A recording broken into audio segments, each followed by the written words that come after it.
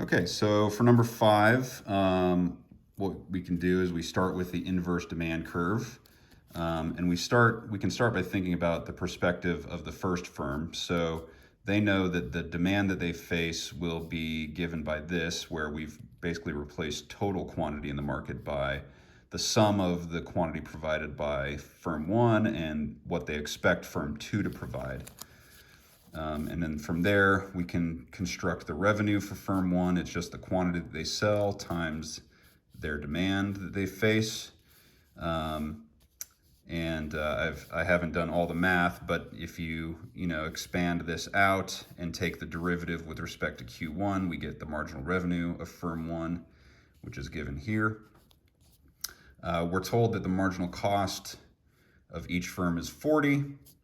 So we set the marginal revenue that we've calculated here equal to the marginal cost of 40.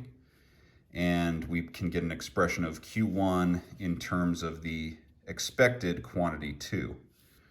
Now, since the firms are identical, firm 2 is going to have basically the same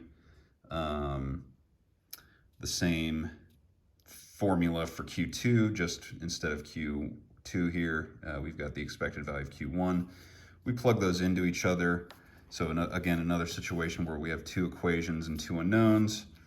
We can solve for them by plugging one into the other. Here I've plugged Q2 into the expression for Q1, which leaves us just with Q1. We simplify and solve for Q1. We find that Q1 equals 50. And again, the firms are identical, so we know that that's going to be the same for Q2.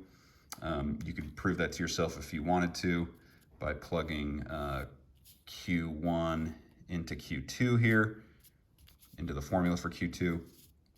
And then once we have the quantities, we can plug those back into the inverse demand function to solve for price.